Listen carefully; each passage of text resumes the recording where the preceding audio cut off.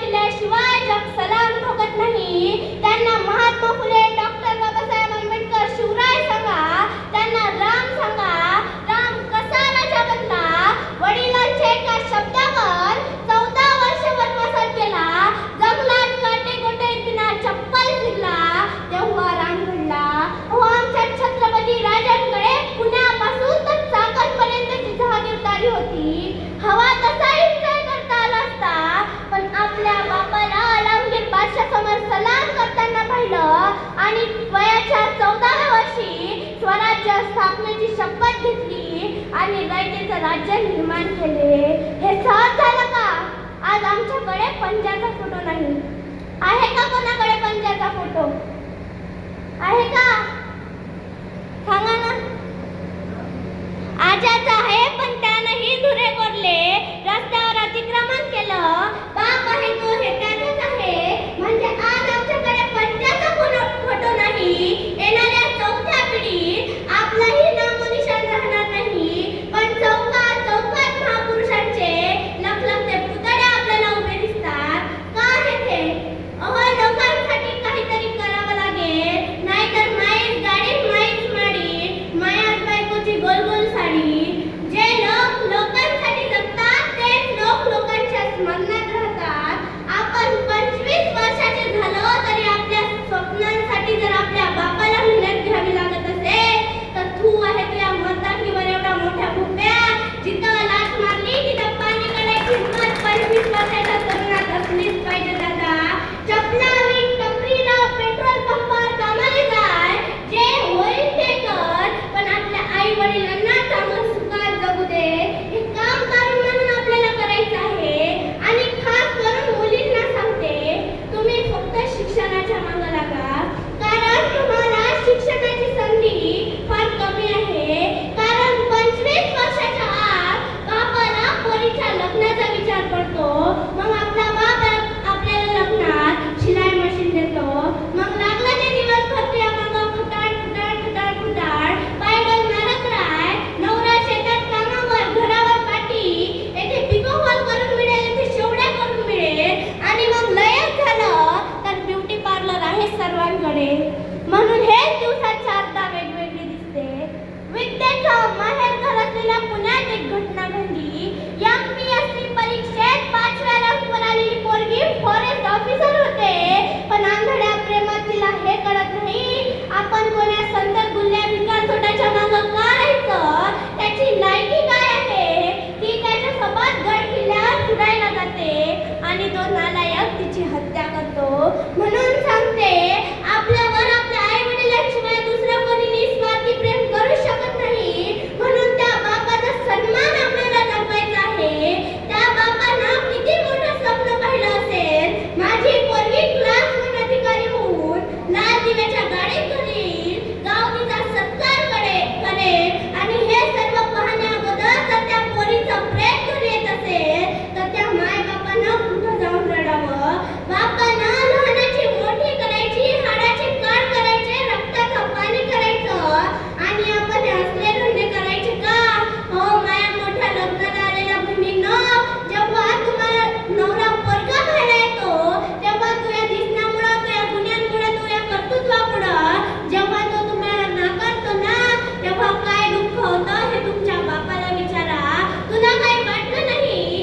एक पोरगा आला, पाहून गेला, त्यानं निरोप दिला, नाही दिला, तुला काही वाटलं नाही? त्यानं निरोप तुझ्या बापाकडे दिला, तुझ्या दिसण्यामुळं, तुझ्या गुन्ह्यांमुळं, तुझ्या कर्तृत्वामुळं. तेव्हा आपलं काम आहे चांगलं शिका आणि लाख पोरांची रांग लावा आपल्या बापासमोर, पोरगी मला द्या, पोरगी मला द्या म्हणून. नाहीतर आजकालच्या पोरापोरीच्या वेगळ्याच कविता सुरू आहे. किती घेतले वचने आपण आणि किती घेतले ना भाका ग. किती घेतले वचने आपण आणि किती घेतले ना भाका ग. तुझ्याशिवाय प्रिय माझी कुठेही नाही शाखा ग. इकडून पोरगी म्हणते, नको फसवूस, नको मारूस अशा खोट्या बाता रे. नको फसवूस, नको मारूस अशा खोट्या बाता रे. तुझ्यासारखे किती झुलवले, असेच येता जाता रे. म्हणून सांगते, प्रेमच करायचं असेल तर आपल्या देशावर करा, आपल्या राष्ट्रावर करा, आपल्या आईवर करा, आपल्या वडिलांवर करा. हीच विनंती करते आणि माझ्या भाषणाला पूर्णविराम देते. मला इथे बोलावलं, 2 शब्द बोलण्याची संधी दिली, त्याबद्दल मी सर्वांना धन्यवाद देते. अर्धच दिलं. ईश्वरीसाठी एकदा जोरदार काढत अर्धच बोलली. इतक्या कमी वयात इतकी मोठी समज असणं निसर्गाचा फार मोठा चमत्कार आहे. आणि आईवडिलांची फार मोठी मेहनत आहे, विलासदादांची खूप मेहनत आहे. प्रत्येक स्पर्धेमध्ये घेऊन जातात. मागच्या वर्षी मी पिंपळपटाला परीक्षक म्हणून होतो वक्तृत्व स्पर्धेचा. त्यावेळी विलासदादांच्या याच मुलीचा प्रथम क्रमांक आला आणि स्वतः आवर्जून तिथं रांगोळी काढलेली आहे, म्हणजे चित्रकलाही तिच्यात आहे आणि वक्तृत्व कलाही तिचा आहे. काय सुंदर मिलाप आहे, काय निसर्गाची किमया आहे. तरुण आजचा किती भरकटलेला आहे यावर सुंदर बोलले. आईवडिलांची कदर नसलेला तरुण आज वावरतो आहे, कसं राष्ट्र घडेल ही चिंता तिनं व्यक्त केली. आणि म्हणून एक कवी असं म्हणतो तरुणाबाबत, मत मरना मेरे यार इन बेवफा सनम के लिए, मत मरना मेरे यार इन बेवफा सनम के लिए, 2 गज जमीन तक नहीं मिलेगी तुम्हें दफन के. मत मरना मेरे यार इन बेवफा सनम के लिए, 2 गज जमीन तक नहीं मिलेगी तुम्हें दफन के लिए. अरे मरना है तो मर इस देश वतन के लिए, मरना है तो मर इस देश वतन के लिए. अरे हसीना भी अपना दुपट्टा फेंक देगी तेरे कफन के लिए, हसीना भी अपना दुपट्टा फेंक देगी तेरे कफन. तरुणांनी हे जाग ठेवणं फार गरजेचं आहे. मी अधिक वेळ घेत नाही. आजच्या कार्यक्रमाचे प्रमुख वक्ते ज्यांचं